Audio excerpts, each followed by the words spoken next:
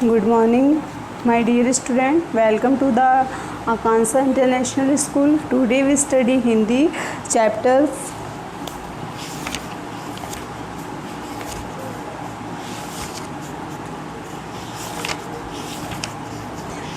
7 आत्मबोध। इससे previous video में हमने 6 लेसन कंप्लीट कर लिए थे। आज हम उसका नेक्स्ट लेसन 7 आत्मबोध उसको स्टडी करेंगे। देखिए page number 34। Open your book, look at the white board all of you.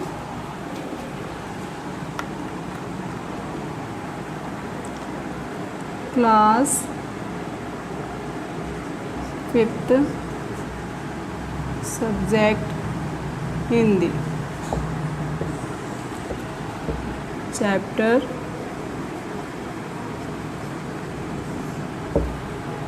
7 आत्मबोध।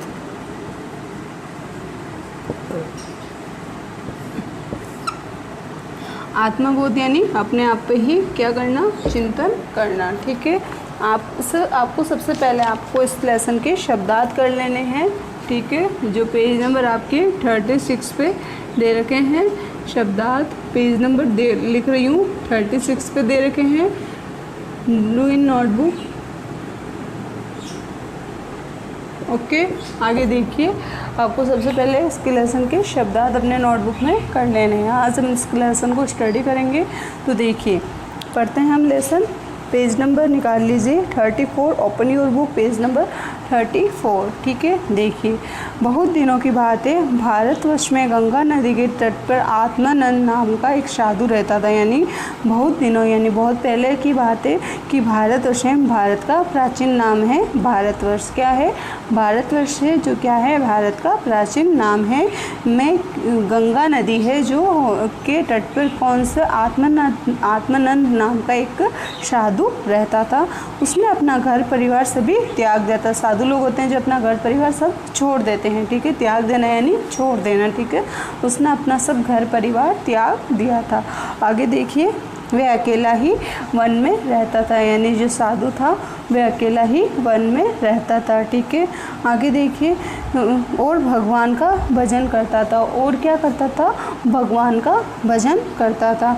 साधु लोगों का तो यही काम है कि अकेले वन में रहना और भजन करना। ठीक है, उस साधु में अनेक गुण थे। उस साधु में क्या थे? बहुत सारे गुण थे, जैसे दूसरों की सहायता करना, प्राणी मात्र पर दया करना, यानी वह हमेशा दूसरों की सहायता करता था। प्राणी मात्र यानी कोई भी व्यक्ति पर हमेशा दया करता था। लेकिन उसमें एक बहुत बड़ा अवगुण था, एक दोष था, एक अवगुण था। वो क्या था? देखिए, वह था लालच। यानी उसको हर चीज़ का बहुत लालच था। क्या कहते हैं ना, लालच क्या एक बुरी बला है। ठीक है, तो देखिए उसमें एक अवगुण क्या था? दोष यही था कि वह लालची था। आगे देखिए, उसके पास उसने बहुत सी स्वर्ण मुद्राएं अपने पास जमा कर रखी थी। स्वर्ण मुद्राएं यानी सोने के सिक्के अपने पास क्या कर रखे थे? जमा कर रखे थे। बहुत से स्वर्ण मुद्राएं अपने पास जमा कर रखी थी। आगे देखिए, न तो वह उन्हें किसी को देता था और न ही से उसका धन का कोई उपयोग करता था। यानी वो जो सोने के सिक्के उसके पास रखे थे, न तो वो किसी को देता था, नहीं वह स्वयं उस धन का कोई, नहीं वह उन सोने के सिक्कों को खुद इस्तेमाल करता था, बस उसको अपने पास रखता था। ठीक है, एक बार वह साधु सोचने लगा कि मेरी आयु बहुत हो गई है। मेरी आयु यानी उम्र बहुत हो गई, मेरी एज ज़्यादा हो गई है। पता नहीं कब मृत्यु का ग्रास बनना पड़ जाए, यानी पता नहीं कब मृत्यु आ जाए। ठीक है, आगे ग्रास यानी कोड़, यानी मृत्यु का अंत आ जाए। ठीक है, अंत एक बार सभी तीर्थों की यात्रा कर लेनी चाहिए। यानी मेरे पास इतने सारे सोने के सिक्के रखे हैं, मेरे को पता नहीं है कि मेरी अब उम्र बहुत ज़्यादा हो चुकी है, मेरी कभी भी मृत्यु हो सकती है। तो मैं सोच रहा हूँ कि एक न एक बार मेरे को सभी धामों की जो तीर्थ यात्रा होती है वो कर लेनी चाहिए। ठीक है, इसी बहाने कुछ परोपकार भी हो जाएंगे, यानी दूसरों का भला भी हो जाएगा इसी बहाने। ठीक है, प्राचीन भारत की प्रथा थी, यानी प्राचीन समय की प्रथा यानी रीति रिवाज जो पुराने समय से चले आ रहे हैं कि सन्यासी तीर्थों में एकत्रित जन समुदाय को उपदेश देते हैं कि सन्यास होते हैं जो तीर्थों में जमा होकर एक साथ समुदाय को एक उपदेश देते हैं। जो विभिन्न तरह के जो साधु संत होते हैं वो एक जगह जमा होकर जो समुदाय होते हैं, जन समुदाय होते हैं, जनता होती है, उनको विभिन्न तरह के उपदेश देते हैं। ठीक है, उनकी विविध समस्याओं को वे सुलझाने का प्रयास करते हैं। और क्या करते हैं कि उनके सामने जो भी समस्या है वो उनको सुलझाने का यानी हल करने का प्रयास करते हैं। इस प्रकार वे जन कल्याण हेतु अपने उत्तरदायित्व का निर्वाह किया करते हैं। इसी तरीके से वह लोगों की भलाई करते हैं और अपने जिम्मेदारी का यानी अपनी जिम्मेदारी को निभाते हैं दूसरों की भलाई करके। ठीक है, आगे देखिए, आत्मानंद ने भी यात्रा की पूरी तैयारी कर ली थी। आत्मानंद था जो एक साधु था, उसने भी यात्रा की पूरी तैयारी कर ली थी। अपने वस्त्र और सत्तू उसने एक पोटली में बांध लिया। उसने क्या किया, अपने वस्त्र और सत्तू जो होते हैं एक पोटली में बांध लिए। धार्मिक पुस्तकें जप करने की माला आदि भी रख ली, यानी जो धार्मिक पुस्तकें हैं, जो भी मालाएं हैं जिससे वो जाप करता था, वो अपने पास रख ली उसी पोटली के अंदर। ठीक है, स्वर्ण मुद्राएं भी थैली भी उसने उसी पोटली में छिपा कर रख लिया, यानी जो सोने के सिक्के थे और जो मुद्राएं उसने जो उसी पोटली में छुपा कर रख ली, यानी किसी को उसके बारे में पता नहीं था। पीठ पर पोटली लादे, एक हाथ में कमंडल और एक हाथ में लाठी लेकर वह गंगा नदी के किनारे किनारे पद यात्रा करने लगा। यानी पीठ पे पोटली लादी, एक हाथ में कमंडल यानी और एक हाथ में लाठी लेकर वह गंगा नदी के किनारे किनारे पद यात्रा यानी पैदल चलने लगा। इस प्रकार मार्ग में रुकते चलते आत्मानंद कुछ दिनों बाद 7 ऋषियों की तप्त स्थली सप्त सरोवर जा पहुंचा।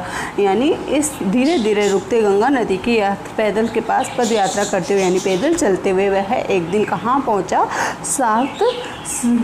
सप्त सरोवर, यहाँ पे 7 ऋषियों की क्या है, तपस्या का एक स्थल है जहाँ पे 7 ऋषियों ने मिलकर तपस्या की थी। यानी 7 ऋषियों की तप स्थल यानी तपस्या करना, वह तपस्या वाला स्थल। ठीक है, तो आगे वहाँ पे जहाँ उसका नाम है सप्त सरोवर, वो वहाँ पे जा पहुँचा।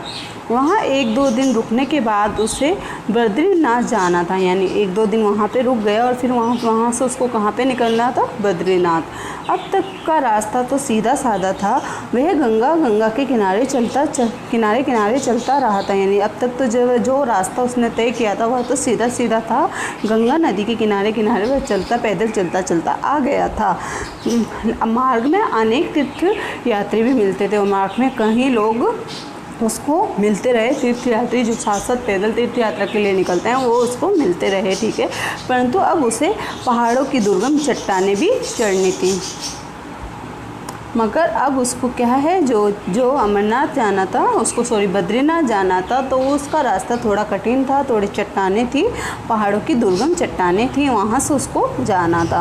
रास्ते में बहुत सारे यात्रियों के मिलने की भी आशा नहीं थी। यानी वो जो यात्रा होती है उसमें वहाँ पे यात्रियों की मिलने की भी कोई आशा नहीं होती है कि कोई वहाँ पे मिल जाए। ठीक है, आगे देखिए, आत्मानंद ने सुन रखा था कि पहाड़ी कंदराओं और घने वनों में लुटेरे छिपे रहते हैं। यानी जो आत्मानंद साधु था उसने पहले ही सुन रखा था कि वहाँ पे जो कंदराएं यानी गुफाएं में घने वन यानी बहुत घने पेड़ वन हैं वहाँ पे, जहाँ नीचे नहीं देख सकते, इतने घन के आदमी चलता हुआ भी नज़र नहीं आता है। पास इतने पेड़ होते हैं, घने वन यानी जंगल।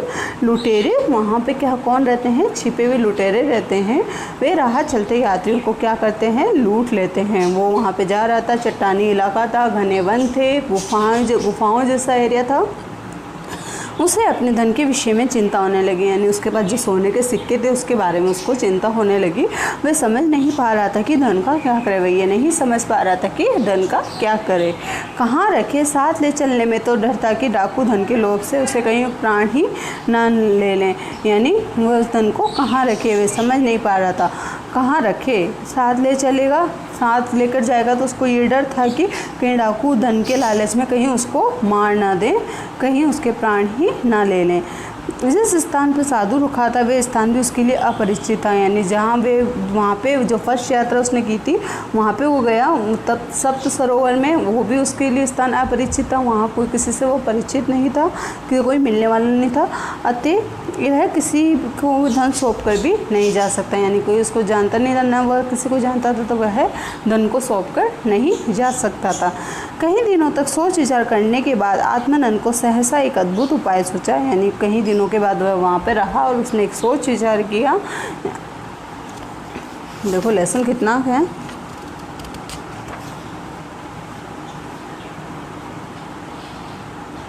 कई दिनों के बाद सोच विचार करने के बाद आत्मानंद को सहसा एक अद्भुत उपाय सूझा, यानी एक अनोखा उपाय लगा। दूसरे दिन वह यात्री के दूसरे प्रहर में ही उठ बैठा, यानी दूसरे दिन वह रात्रि यानी आधी रात में दूसरे पहर में ही उठ बैठा। दूसरे दिन आधी रात में ही वह उठ बैठा।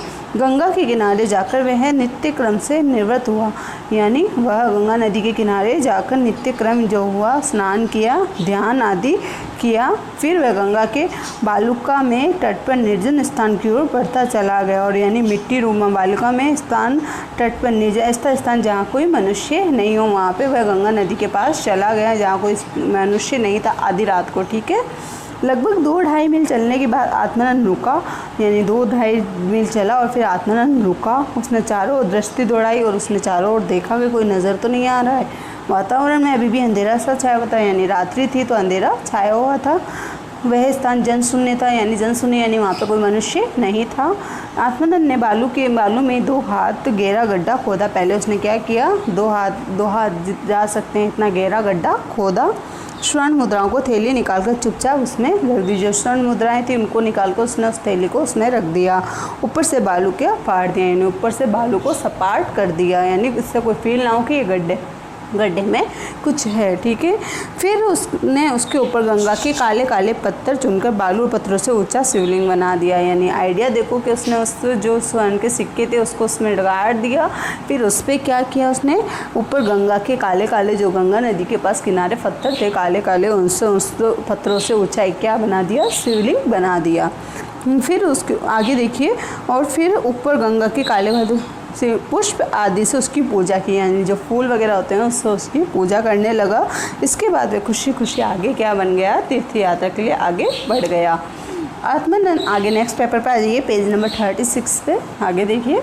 आत्मानंद के जाने के 4-5 दिन बाद 30-40 यात्रियों का एक दल वहाँ से निकला, यानी वह वहाँ से चला गया। तो उसके बाद एक 30-40 तीर्थ यात्री जो तीर्थ यात्रा के लिए निकलते हैं का एक दल है जो वहाँ से निकला। उस दल में पुष्पदत्त नाम का एक वणिक यानी बनिया था जो वहाँ वो भी था। उसकी दृष्टि पत्थर और बालू से बने शिवलिंग पर पड़ी। उसकी दृष्टि कहाँ पे पड़ी, दृष्टि यानी नज़र उस जो मतलब 40-50 तीर्थ यात्री वहाँ से निकल रहे थे, उसमें एक बनिया था जो वहाँ पे उसकी नज़र उस शिवलिंग पे पड़ी। ठीक है, उसने यात्रियों को वहीं रुका दिया। उसने जो उसके साथ 30-40 थे उन लोगों को वहीं रोक दिया और बोला, अरे ये देखो इस स्थान पे किसी ने शिवलिंग बनाया है, यानी इस स्थान पे देखो किसी ने शिवलिंग बना दिया, इसकी पूजा भी की है, चलो हम सब भी ऐसा करें। यानी किसी ने इस स्थान पे शिवलिंग बना दिया और इसकी पूजा भी की है, तो हम लोग यहाँ से निकल रहे हैं तो हम लोगों को भी इसकी पूजा कर लेनी चाहिए। इससे निश्चित है कि पुण्य मिलेगा, यानी हमें कोई ना कोई पुण्य मिलेगा, धर्म का लाभ मिलेगा। फिर क्या था, सभी यात्री जुट पड़े। एक ही घंटे में वहाँ उठने ही बड़े 40 शिवलिंग दिखाई देने लगे। क्या थे कि सभी यात्री वहाँ जुट पड़े, एक ही घंटे में वहाँ उतने ही बड़े क्या हुआ 40 शिवलिंग दिखाई देने लगे, यानी सभी यात्री उसकी पूजा करने लगे तो वहाँ पे 40 शिवलिंग दिखाई देने। फिर तो जो दल आता वह ही शिवलिंग बनाता। अच्छा, ऐसे हो गया कि जो लोग आते उन्होंने जो लोग आते हैं वहाँ पे अपना शिवलिंग बनाकर चले जाते हैं। उन्होंने सोचा ये एक तरीका यहाँ का रिवाज है कि यहाँ से जो गुजरता है वो शिवलिंग बना के जाता है। तो इसी तरीके से उन्होंने 30-40 शिवलिंग जो 30-40 तीर्थ यात्री थे वो वहाँ से गुजर रहे थे, तो उन्होंने वहाँ पे 30-40 शिवलिंग बना दिए। ठीक है, वैसे ही शिवलिंग बनाते, उसकी पूजा करते, फिर आगे बढ़ते। लगभग 1 महीने बाद आत्मानंद है जो तीर्थ यात्रा से वापस लौट रहा था अपनी तीर्थ यात्रा पूरी कर, परंतु ये क्या जहाँ धन गढ़ा था उस स्थान को देखकर वह दंग रह गया, यानी वह हैरान हो गया जहाँ वो सोने के सिक्के काट कर गया था। 2-3 मील के घेरे में एक समान सैकड़ों शिवलिंग बने हुए थे, यानी 2-3 फुट की जगह में एक ही समान के बहुत सारे शिवलिंग बना गए। यानी जो 30-40 यात्री थे वहाँ से गुजरे उन्होंने भी प्रत्येक ने अपना एक शिवलिंग बना दिया, तो बहुत सारे सेम तरह के यानी समान शिवलिंग वहाँ पे हो गए। यह पता लगाना भी बड़ा कठिन था कि उसका शिवलिंग कौन सा, यानी वह ये भी नहीं जान पा रहा था कि मैंने जो शिवलिंग बनाया था जिसमें सोने के सिक्के लगाए थे वह शिवलिंग कौन सा है। आत्मानंद का सिर चकराने लगा, वह सिर घूमने लगा और वह वहीं बैठ गया। बहुत देर तक वही शिवलिंगों के उस मेलों को देखते रहा, यानी शिवलिंग का आसपास सभी 30-40 शिवलिंग जो थे नज़र आ रहे थे, सैकड़ों शिवलिंग उनको देखता रहा। सूर्यास्त हो चला गया, यानी शाम हो चुकी, सामने बहती गंगा कलकल ध्वनि के साथ उसमें कुछ कहना चाह रही थी, यानी जो गंगा नदी बह रही थी मानो उससे कुछ कहना चाह रही थी। वह सोचने लगा, देखो किसी ने ठीक ही कहा है कि वह धन नष्ट हो जाता है जिससे हम दूसरों का भला न करते हों। यानी उसने कहा कि जब मैंने सुना था ऐसा धन नष्ट हो जाता है, यानी ख़राब हो जाता है, व्यस्त हो जाता है, जिससे हम दूसरों का भला नहीं करते हैं, न अपने लिए उसका उपयोग करते हैं, न खुद के लिए भी उसका उपयोग करते हैं। मैं तो एक सन्यासी हूँ, यानी मैं तो सन्यासी हूँ, मुझे तो धन के लोभ में पड़ना ही नहीं चाहिए, मुझे तो धन का जो भी है लालच नहीं करना चाहिए। भगवान ने मुझे शिक्षा देने के लिए ही सब किया है, यानी मुझे जो साधु संत बनाया है भगवान ने शिक्षा देने के लिए बनाया, मुझे लालच नहीं करना चाहिए। इस आत्मबोध से उनका सारा दुख दूर हो गया। उसने ये अपने आप में चिंतन किया कि मुझे हमेशा दूसरों की भलाई करनी चाहिए, मैं तो साधु हूँ, मुझे लालच नहीं करना चाहिए, मुझे भगवान ने इसी तरीके की शिक्षा दी है। ये उसने आत्मबोध यानी अपने आप में चिंतन किया और वह का मंडल लाठी लेकर फिर से खुशी के आगे और रहता है, यानी उसने सोने के सिक्कों का फिर से लालच नहीं किया, अपने आप में चिंतन किया कि मुझे भगवान ने दूसरों की भलाई के लिए बनाया है। ये हो गया लेसन, और यानी उसने अच्छा किया, लालच नहीं किया लास्ट में। Thank you. आज के लिए इतना ही। नेक्स्ट वीडियो में उसके क्वेश्चन आंसर को सॉल्व करेंगे। Thank you.